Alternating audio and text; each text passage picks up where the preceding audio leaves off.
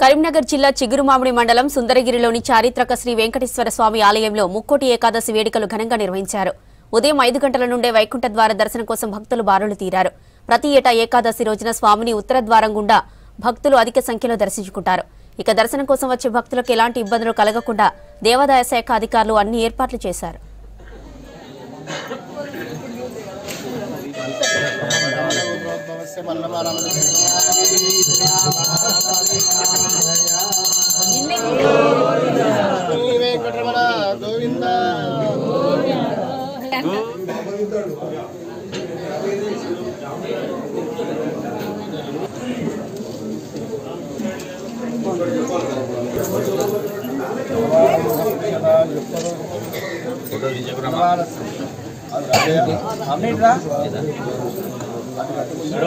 Late చేద్దాం.